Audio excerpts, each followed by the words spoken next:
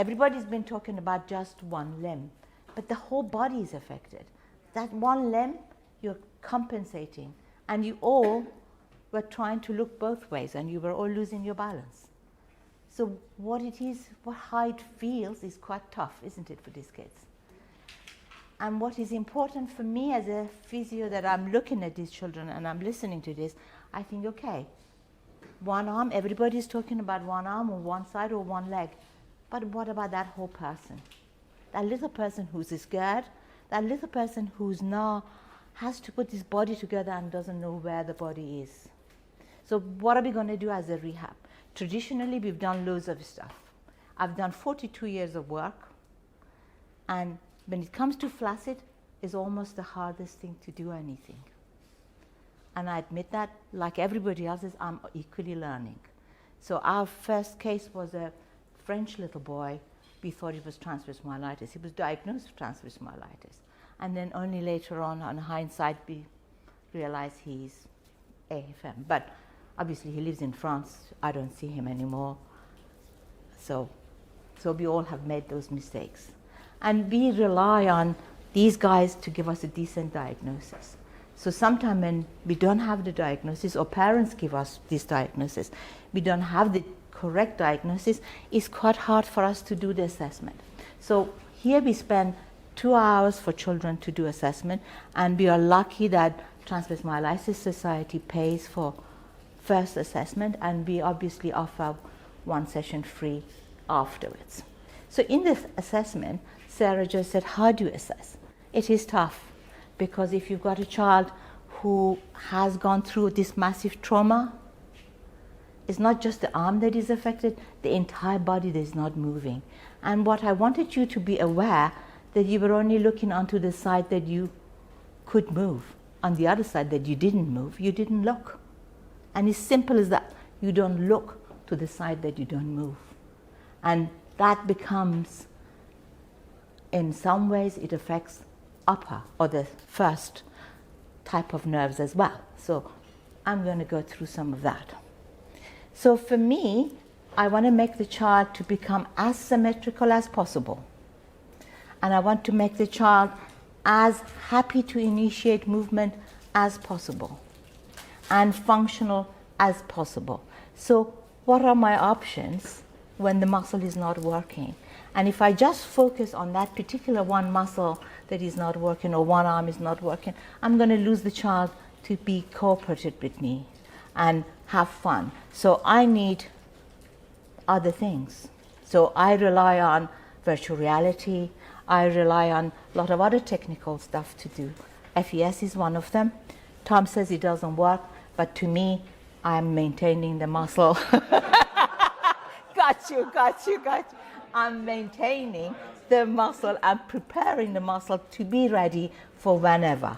So some people had Stewall, which was an old, they don't supply, they don't make it anymore, but had a program for denervated muscle. And that was really lucky, because two of you have got that. You two have got it. So you can use it on denervated muscle, and you can maintain the muscle in a state of good physiology.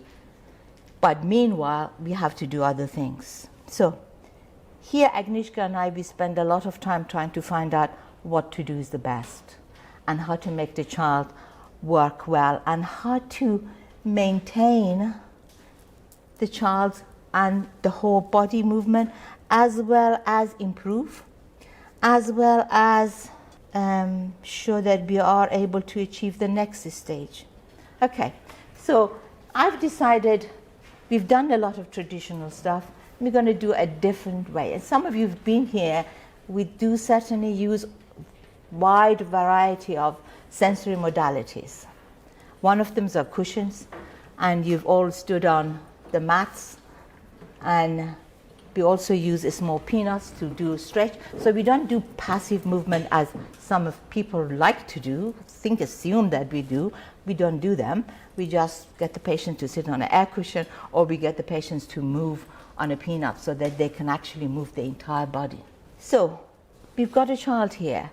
We need to improve though they say sensation is good, but I found that they've got difficulty in sense of pressure.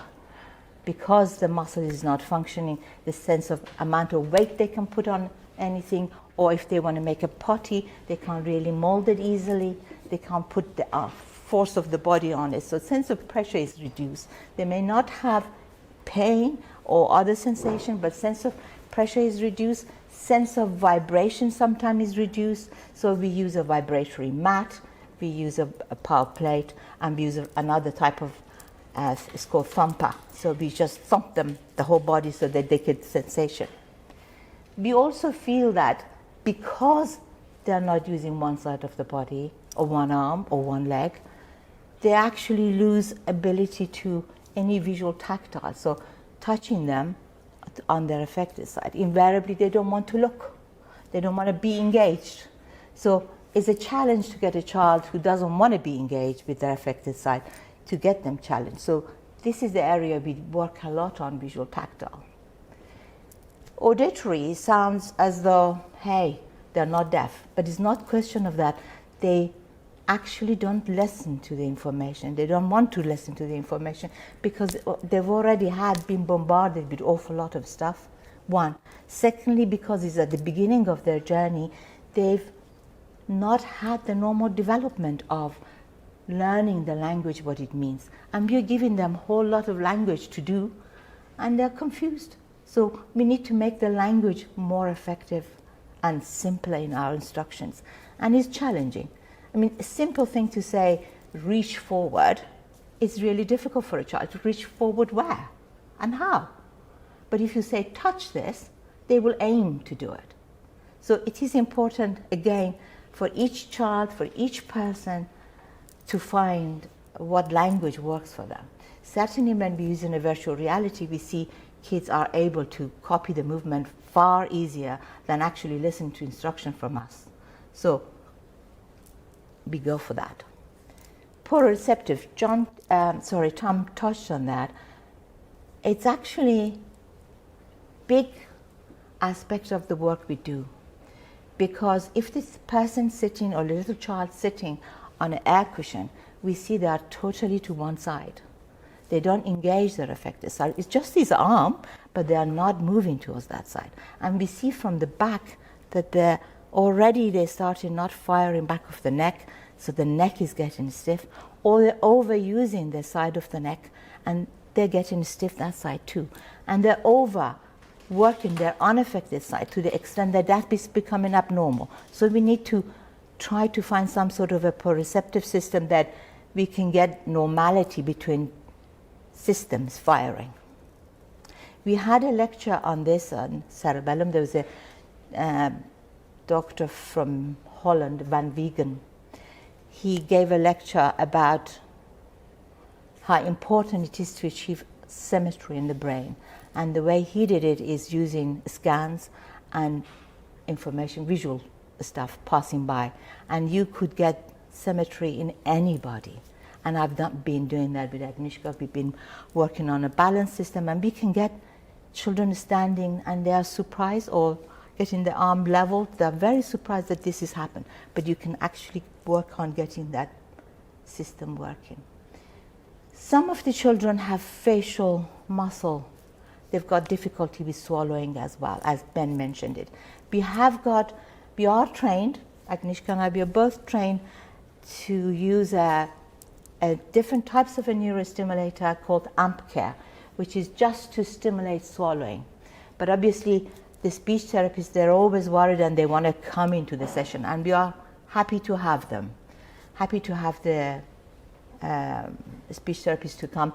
If the kids have got difficulty with swallowing, we use these electrodes here, and it's a special device, and we can stimulate, and we can get, well, we haven't done it all for a long time, but he's really swears by it, so I'm happy to try it.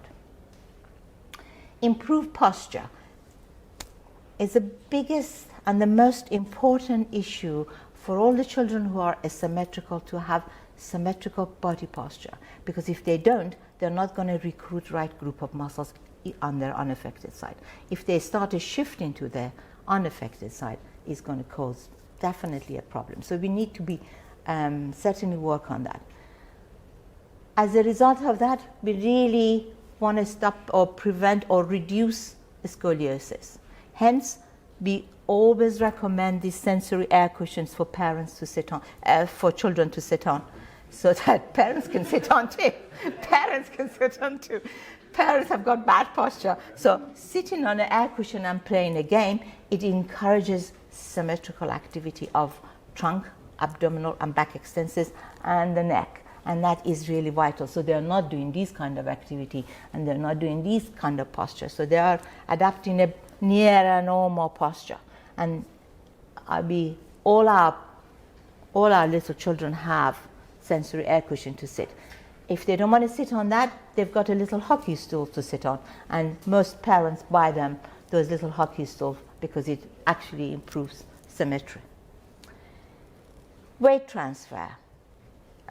If one arm affected, all your weight is on your unaffected side. So you are going to have a stronger one side of the body. So this is, again, another important thing. Children play through being curious, and we must not forget that. It's got to be fun. If it's not fun, you all had fun and laughter when you were passing the balloon. It's got to be fun, and it's got to be increasing their level of curiosity that they would want to do it. Otherwise, it's very boring. To get the child to do intensive therapy 6 hours a day, I don't know many children who would want to do that. So you really need to find a way to create that curiosity, and invariably, you've got to know the key to the child. Some keys are easy to open, some keys aren't. So you have to find the key. And sometimes it takes us time to find that key, but we'll have to find the key. And as a parent, you all have to find the key, because there are times your child doesn't want to do anything. And it's not a question of not doing anything. They need to do some sort of a therapy. So doing that, we always make some sort of a game that either the parents can involve them to do these games, and these games, we never use exercise. We never, in fact, use the word exercise. We always say this is a game we're going to play. We're going to play balloon tennis. We're going to play, it's always a play. And through play, they're happy to do whatever you ask them to do. And we also encourage those games to be played with their siblings, because then it can be repeated. Easy way to do it. If the siblings are involved and they all can play with their siblings the same game. Happy about that? Can I ask a question? Yeah, fire on. How would this apply to my daughter is almost completely paralyzed for almost 1.5 years. Yeah. I can't see her sitting on an air cushion. It doesn't really matter if she can't sit, but you can actually get a vibratory mat that she could lie on it, and that will be giving her some sort of a different proprioceptive. And you can also get 2 of those air cushions and get the child to lie down on it, and you still get proprioceptive and balanced reactions. And a lot of the time we get the children or even adults to lie down on 2 air cushions and maybe a peanut under their feet, so it's totally suspended. You try to get a reaction from That's right. muscles from That's right. Yeah. the nerves. Yeah. So she tried to help us support slightly. So we see it on quite a few videos with parents where therapists could be sat at the back and the front. We had to do it with Elliot at the beginning. So Yeah. Simon would sit one side and I would do the other, and you would help. Yeah. Do you get to a point where possibly they can do it on their own? Yeah. But you have to do a lot of support first. Yeah. I mean, certainly sitting lying on a cushion, 2 air cushions, and a peanut on the sole of your feet, or 2 of those hedgehogs on the sole of your feet, you're totally in air. And you can stay there and you can get nice trunk reactions, you can get some neck reaction, and occasionally you can get some arm support reactions. So whatever reaction you get, it's a reaction. And it's possible to do. Cognition. Some of the children, not all, some of the children have got delayed in cognition. So it's quite easy for us to do number work or a spelling games or a building something or do visual spatial orientation games while they're having their FES and sitting on an air cushion. So they could do the whole lot together, and that would be just fun. When it comes to fine motor skill, obviously it's the hardest because the hand is very flaccid. So we're thinking that we could use different types of gloves. be searching to find different types of gloves that it will give some sort of a support, and then we can get some finger movement through FES. Sometimes that doesn't work, so with some people we've got nothing in the hand. So we're now hoping that virtual reality will make some sort of a changes, and it's just new. So the arm can be weightless and use virtual reality games, so that through gaming, through copying, through mirror cells, I don't know whether it's possible, Ben. Something is possible. So gross motor activity. So some of these children, we need to still take them back to where as a child they missed, because they may have missed crawling, they may have missed kneeling, they may have missed variety of gross motor activity or even fine motor activity. So just because they are 2 and they've now missed awful lot, we still need to do those kind of little things back into the development. Does that make sense? Fine motor skills is just the hardest thing for the children. So we've been using a Neuro ball so that you could put your hands in there and there's games attached to it. Though the games are a bit more boring because they're designed for adults, but I have a chat with the guy who invented the Neuro ball, and he is thinking about making it for small children. There's also musical glove. Again, you can get a small size. A small size is too small for the kids, but it does pincer grasp through music. The music is Bee Gees and Beatles, but so again, I've spoken to the guys, or I've emailed them. They're an American firm. I've emailed them to see whether there's a possibility to think of, you could do pincer grasp. We always make music, though I can't sing at all, and Agnieszka always laughs at my singing, but hey ho, I always attempt because children respond to rhythm. So we've all heard about the AFM. So muscle weakness, paralysis, trouble swallowing, facial difficulty, all of that is the same. So I'm not going to go through it. And you all know about the central nervous system. So what is the motor control? Though it is just the arm, we still need to do planning. And it's got to be some sort of a volition so that you could actually initiate the movement. Where does that come from? It's not coming from the muscle itself. It comes from number 1, I think. So we need to think about a way to stimulate that as well. Coordination of the muscle groups also is a whole group of muscles. So though this is not working, but we have to get other things that is working to get coordination. Proprioception, we use a lot of stuff, weight bearing, we use a power plate, we use the mat with the vibration, we have small vibratory things for the kids to play so they can hold on so that they could get as much sensory feedback as they can get. We also use stuff like potty so they could have pressure, any kind of tactile things so they could get sense of what it is in their hand, because they begin to forget that too. So here we go. Everybody's been speaking about this, so I don't know whether I can say anything anymore, but information comes from the top. The nerve is cut off unless you enter your own self and your muscles. So this is affected. But for us, we need to find a way. We need to find a way to get the child working. So all of those tactile sensations, there's a map of all of that in the brain. So this bit of the brain that with any touch, somatosensory part of the brain comes into, it lights up. So though they can't lift it, but we need to put their hands, something heavy, something light, different bottles, different shape, different softness, different hardness, as much texture, as much variety as we can to maintain this map that this arm is still going to be there till they can get some recovery. We can't ignore it. We always, once a year we have a conference on cerebellum, and once a year we have a conference on FES. So we run these 2 conferences. So this year was our cerebellum. And we had this lovely professor, Nicholas Holmes, who comes from Bristol. He said, I tell you what, I know exactly how the hand is connected to cerebellum. So we all looked at him. He said, no, this is the way. He went and got a candle from the toilet and he said, put it in your hand. Put it in your hand.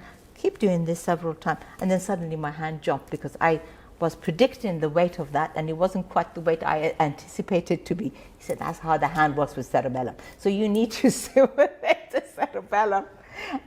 And cerebellum gets stimulated with all the proprioceptive, immediately send a signal to cerebellum. Also, cerebellum does eye movement. So you need to look to the direction of movement. If you look to the direction of movement, eyes are crucial. Then you can get small, tiny eye movement, gets the hands to reach. Agree, Tom? 100%. The eyes have it. Eyes have it. And this is an image of picture of a child reaching, and you can see eyes have it. So eye-directed body movement, it's key. We have a tiny gadget called Tobii eye gazing, which is actually designed for communication. So we put it on and we see where they calibrate. We can calibrate the eye movement, and we can see whether the child has got a normal fixation or abnormal fixation. And by that I mean if the child is one side affected and the weight of the body is to one side, one eye is busy working a lot more than the other eye. And we can see that they're only looking at one side of the computer rather than the other, and the eyes is doing a lot of movement, a lot of opening and closing. And this app is quite a really lovely app, and we can also record it. So this is really nice. They haven't seen it yet. Next course I involved them with it is the next one. So this is a scan of hand and eye coordination. We talk a lot about hands, but really without the eyes it's really difficult. So though the muscles is not working, we need to then find a way through the hand, through the eyes, to get the other hand copying their other movement or copying someone else's movement to see whether you can get any reaction. And sometimes children are very good at copying and they want to copy and they attempt to get some movement. So that attempt is a good one for me. So you can start thinking that this is possible. You can force them to do some sort of a gaming or some sort of planning to do it.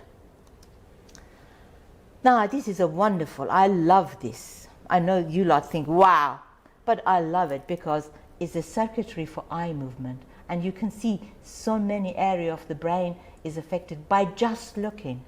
One eye, just looking towards the direction, cerebellum is affected, works to play. Vestibular system comes to play. Somatosensory part of the brain comes to play. And the most significant is thalamus and posterior parietal cortex. The role of posterior parietal cortex now, it is how the eyes direct the body.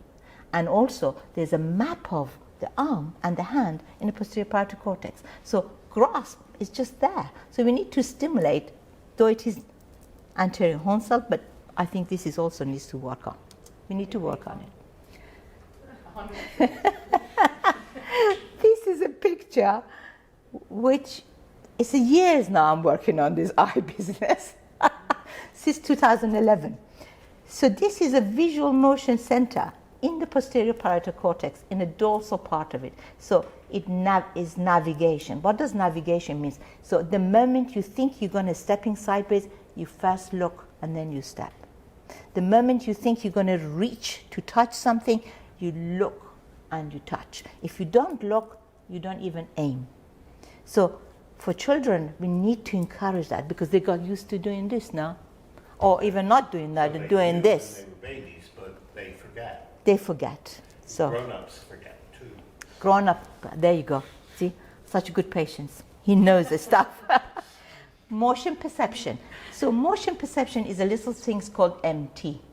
So tiny little movement gets that center going by eyes looking towards that direction, and it keeps this map of the brain alive.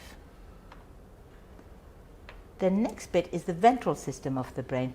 These both are in the dorsal and posterior parietal cortex. And responsibility of these areas is to identify orientation. So when the child cannot put a shape in a square square in a square, and try to force it to go in, is because this orientation is abnormal. They've forgotten how to do it, or they've not developed it yet. So, and they're now 4 because we've not worked on it. So we need to work on these. Color they often get is not a problem. Shape, they know the shape, but they can't put this shape matching somewhere in a space how to do it. So we've got games or shapes that they have to relearn, and simple stuff we assist them to hold so they could do it. Visual spatial, visual perception, these they are quite young to test it, but there are simple things you can ask them to do, one square on top of a square, but even unaffected side. Sometimes that could be a difficulty. So this is a person who has been coming to us, and we really do like her very much. So here she's come for assessment, and you can see she's sitting on her peanuts. And so that's how assessment is. Sarah, they're sitting on a peanut, and I'm using the vibration to see whether she's looking to the arm. And you can see she's having little fun doing this, and it's not even really thinking. So, and I'm doing the vibration to see. And there's a delayed response of looking to the affected arm. See, I'm trying to do both. Unfortunately, we have to cover her head, so you can't really see. But she actually, there's a delay. She looks to the affected side, there's a delay, and there's quickness to unaffected side, but you can't really see she's doing that. So that's just sad that we can't show it. So tactile, I've made this myself, so you don't have to go and buy expensive toys. So there are really a lot of, any tactile stuff is really expensive. Even a tiny ball is £5. You know, it's just silly expensive. So you can just, from bits and pieces, make. And what they like to do is just rub their hand on it and to get a picture and sense of what it is. And they love it. And sometimes if I help them to make it, it's even better. So you can make this time this, and the next time different things, and just keep changing it so they can learn different things and different sensation. Now, we've done the sensation, we've done a test, and we're trying to encourage her to do bilateral hand activity here. So this is like a 2 television aerial that it comes up, and the child has to reach up to the point. And you can see Agnieszka is supporting the affected arm, and she is quick with her unaffected arm, putting one in, one single. So it's the unaffected arm always takes over the action. So she just has to put and follow it with her eyes, but she's much faster, bong, and is waiting, just ignoring Agnieszka, really just doing this she wants to do. So here we got a whole basket of different balls, and I'm asking her to pick one. This is the movement, and then reach up and drop it into the tube. So it is normal action, but she's having fun using different types of balls. So what I'm interested in, as she looks, whether her grasp changes or is the same grasp. Because it's always like this, so you want to see whether they adjust to the shape of the ball, different size. And the next picture, she's got her FES on and also doing the same game. Now this has fascinated me. The moment is a cognition games, or the moment something she's got to work on, instead of attempting it face on, she's looking at it sideways with unaffected arm. And that's happening all the time. And the neck goes towards that side so that you could actually see what's going on here, but not looking at it face forward. And I didn't realize what this is. One of my adult stroke patients said, I always do that. If I want to pick up anything, I always go with my good arm this way. I never face the object. And when I saw this photo, I thought, this is exactly what's happening. They don't face anymore straight on, they just go towards the object this way. And we try to encourage it to go that face forward. So unconsciously, up here is also, number 1 is also affected. So here trying to get her to actually stand, and the lower limb is not that much affected, but Agnieszka is just gently pulling back, so-called better side, so she's got her weight forward, and really here she is looking more forward, and you can see better posture. You can see her neck is much better position and balancing on one of these mats. And in this one, this is the game she had, so she had to reach sideways and she's got a nice splint that she was given by Sarah. All right, here we got balloon tennis, bilateral balloon tennis. You see she's having, unfortunately again, face is not there to see. She's really laughing at, but doing it with both hands. Let me just do that again, and you see. And she's really trying to hold and trying to reach, which is better, isn't it, Sarah? And it's fun. And we got the same activity, just using small peanuts. And she's racing here with her dad. You see that? Got nice elbow extension. And multi-level movement really with the shoulder. And just really doing the reaching without, she's doing the game.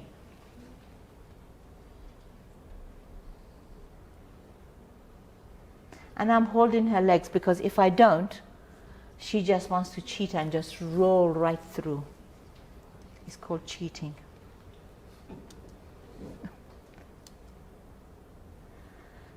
Okay, so we've done here FES. So we use FES in a variety of ways. We use FES on 100 Hertz, which is purely sensory to get sensation. We could also use it on very low 10 Hertz. And that will reduce the contracture and opens up if there is tightness. And then we use it, so we prepare the arm.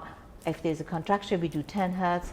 If there is a sensory loss, as in they are not aware of the arm, basically they are not aware, they're not looking, we use 100 Hertz.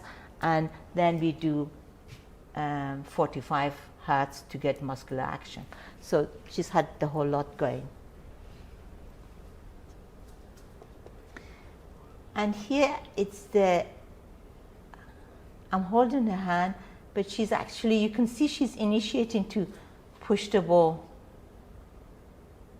and look into the direction of movement. And this is a small, I don't know what you call it, like a ping pong, but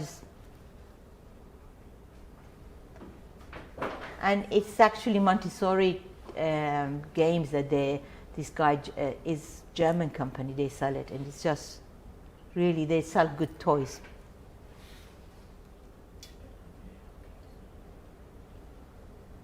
There's really nice movement there when she initiates this, and I wait for her to initiate, and then I help her to achieve the rest.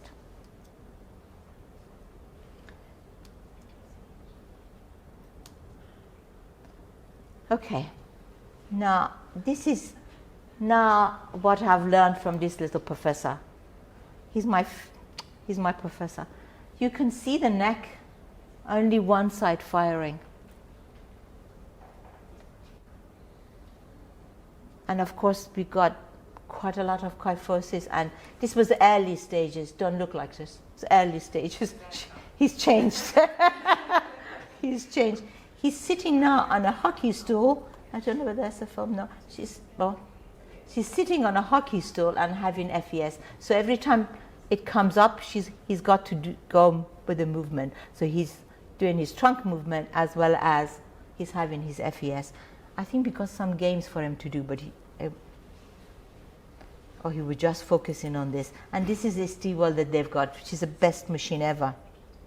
Now watch this. Beautiful. Oh.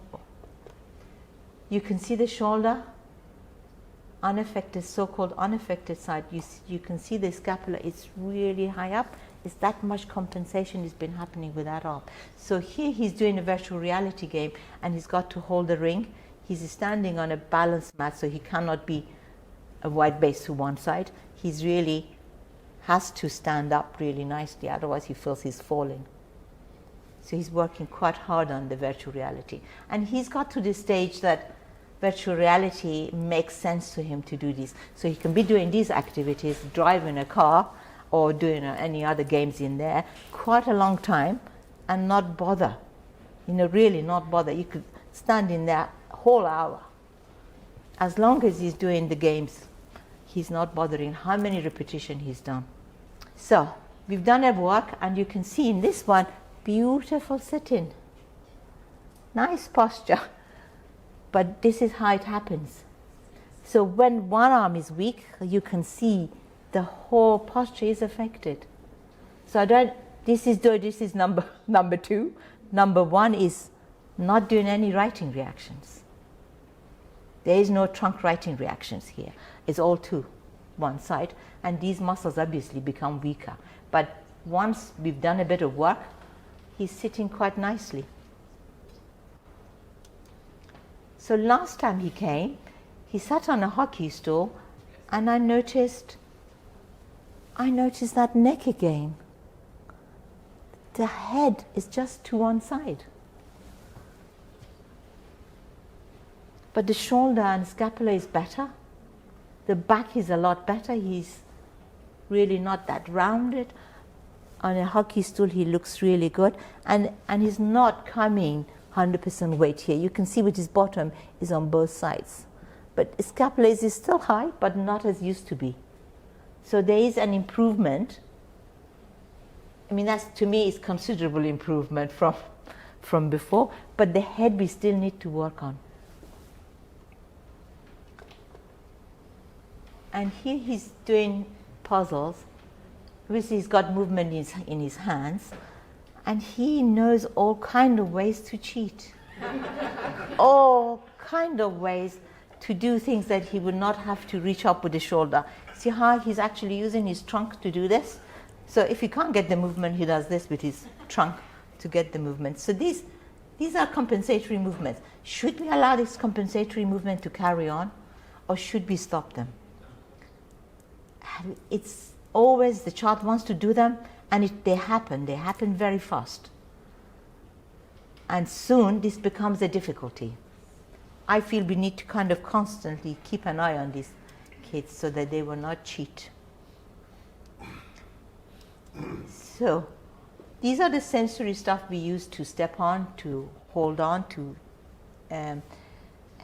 lie down on all these cushions. Even the child could be permanently on the bed. I would use 2 of these air cushions, put it on, get the neck really nicely supported, and give different things to the hand to start finding a way. And we use this round bathtub. It looks like a bathtub, but it's not. And the kids love it because the balance reaction, that neck business, will get better doing this. And the trunk comes to play while they're sitting on this. So they love it. They can go round and round, and it's really difficult to get them off. They want to be sitting in that and go round and round. And going round and round is a really good exercise. So they really go round and round, and they really exercise in this. They love it. So neuromuscular stimulation. So some people believe that it doesn't work. But Rushton hypothesized that all the nerves are wired together, they fire together. That was Hebb's philosophy. And Rushton said anterior horn cell does the same.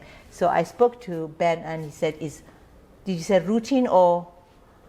So if you get more anterior horn cell being stimulated, it's called sprouting. So the idea is to get anterior horn cells sprouting. So to do as much stimulation either through movement or using FES. And I certainly believe that FES works. And if I do believe that, just do believe that FES works. So activity-based, Daniel Becker, I don't know, some of you've met, some of you've not met. He is a king in activity-based therapy, and he used to work at Johns Hopkins University. He's now got his own rehab unit, and he is activity-based, and he uses FES in a variety of form. There's FES bike, there's Excite that he's got 12 channels that you can do top to bottom, and he's had very good results. And what he's shown that glial cells are frequently regenerate myelin sheath. So he's done that. And these new cells are also born in hippocampus. So I really like that idea. I really like that there is a synaptic plasticity somewhere in the brain, and we need to try to get as much plasticity as we can.